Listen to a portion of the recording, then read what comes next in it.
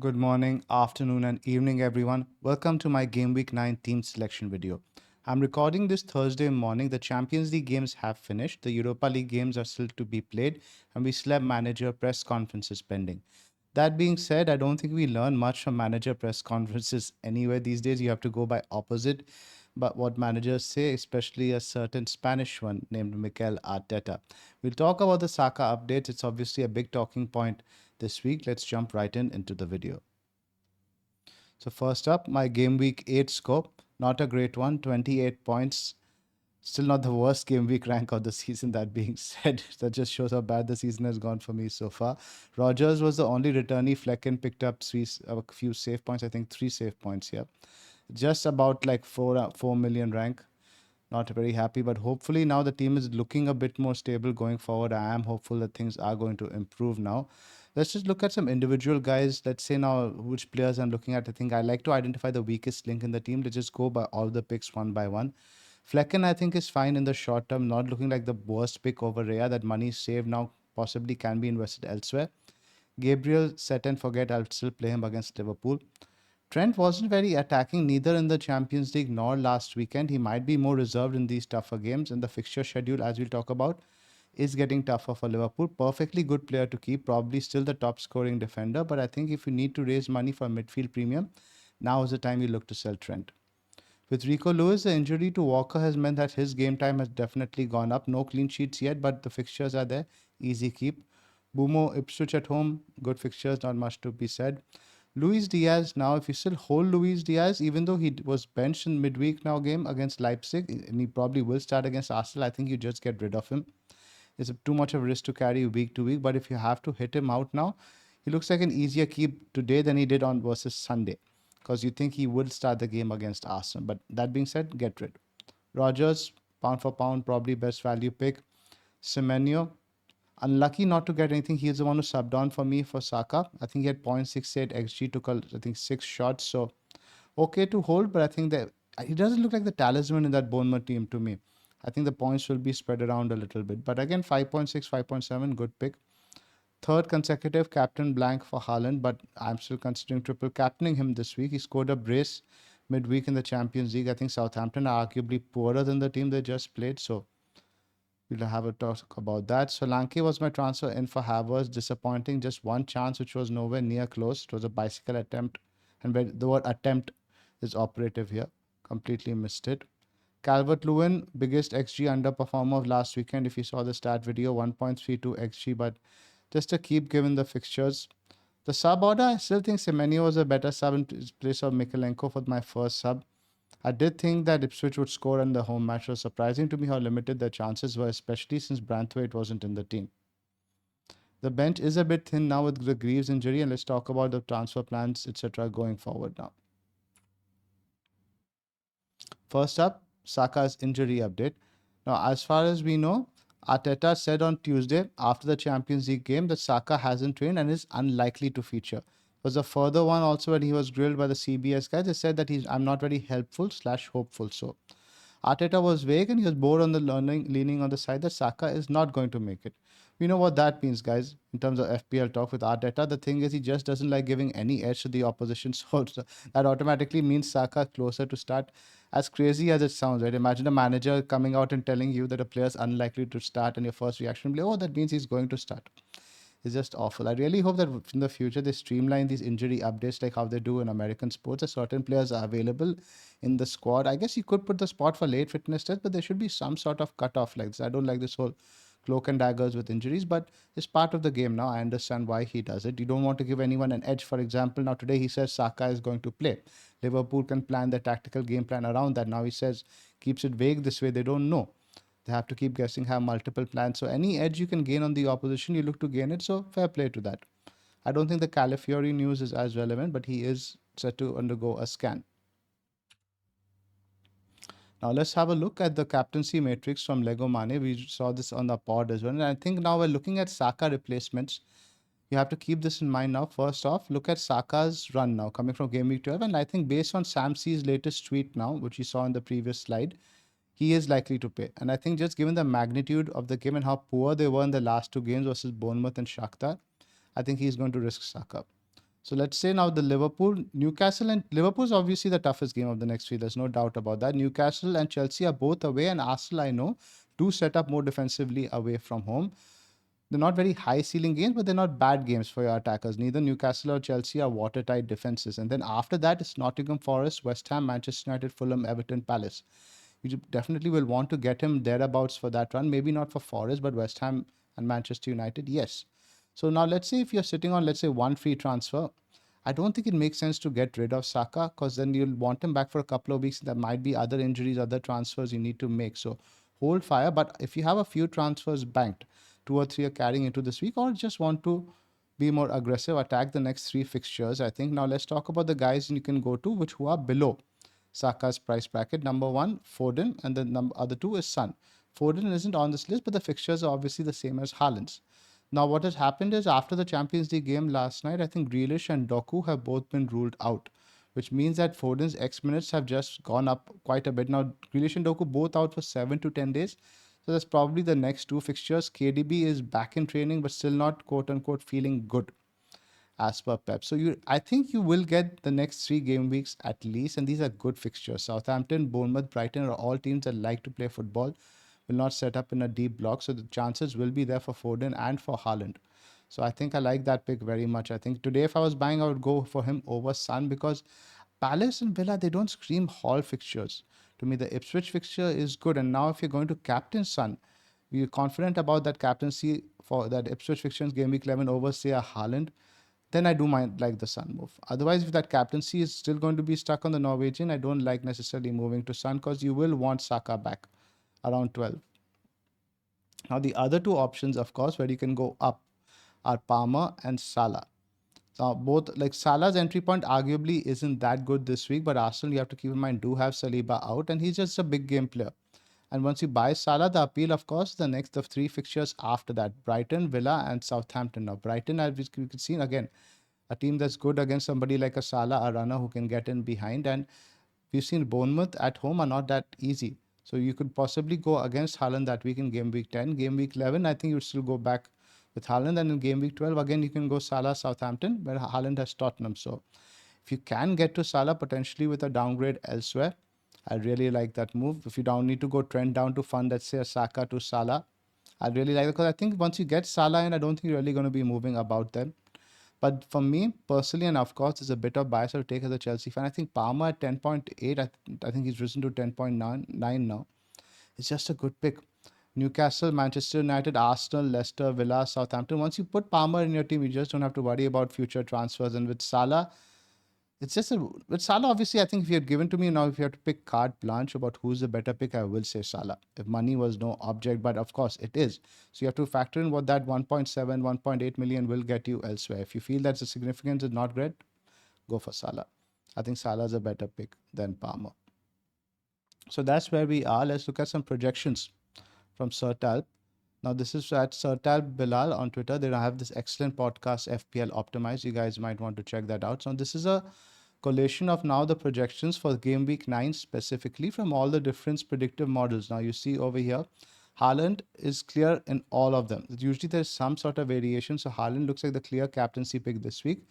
The next highest projections are for Palmer, then for Bumo, Watkins, Salah, obviously not that high. And you can see Son isn't very highly featured on any of those models, possibly because of minutes and possibly because of the fixture not being that great. So again, the entry point, if you're looking to time this week, I think Haaland and Palmer have the best entry points. Salah, the appeal is the fixtures after it. And like I mentioned with Son, it's the captaincy. Really, that's a big draw.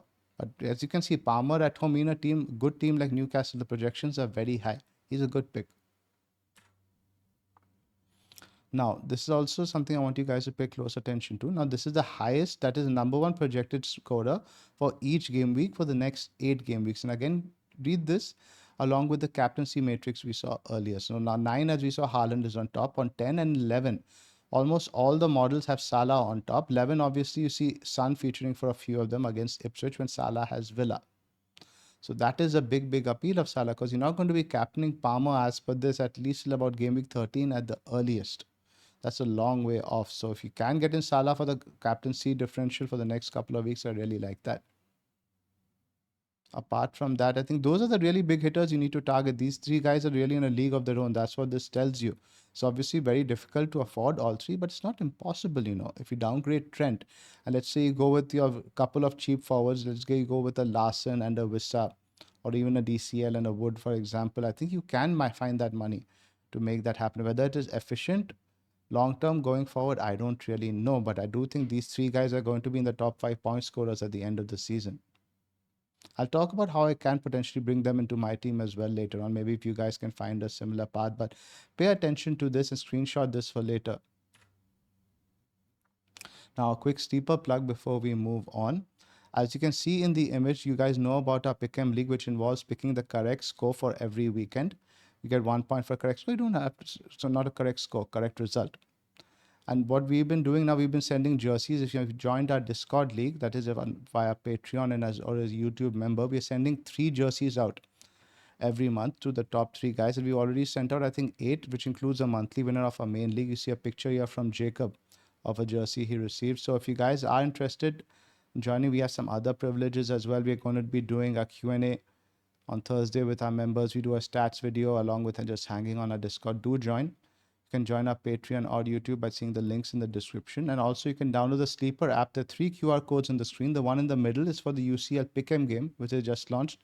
So you guys can get in for the next UCL round. You can download the Sleeper app and also join our Premier League Pick'em League using the code all the way to the right. Now, let's have a quick look at the odds over here. Apologies, says game week 8 on top. It's actually game week 9. Projected goals and clean sheet odds now.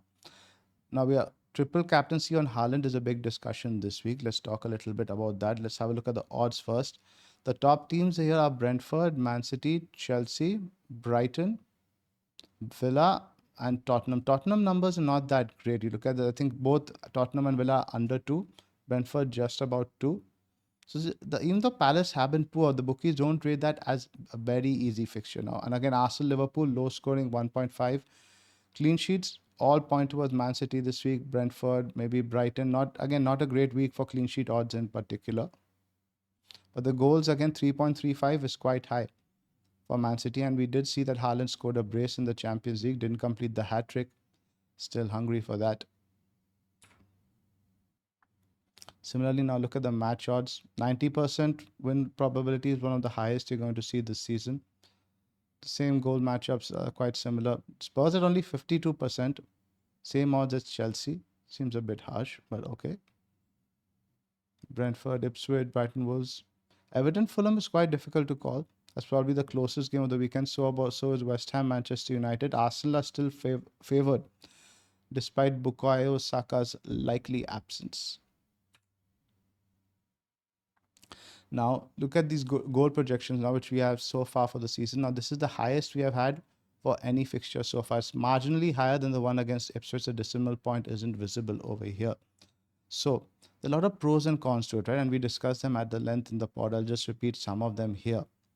Now, the thing is, the biggest pro of saving it is that you have something to use later on. Let's say around game week 20, 22, or maybe even 35 later on.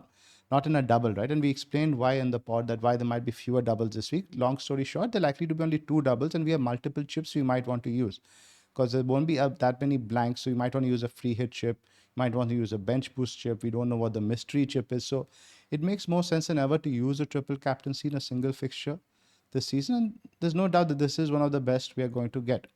Southampton and Ipswich are the teams we are going to target more so than Leicester, I think. And now this is the only home fixture we're going to get now from Haaland now that the Ipswich fixture is gone. And you can see, yes, Salah might have that later on, and that is a pro of saving it for later. Let's say in a certain week, let's say like similar to, as an example, I use Haaland against Bournemouth.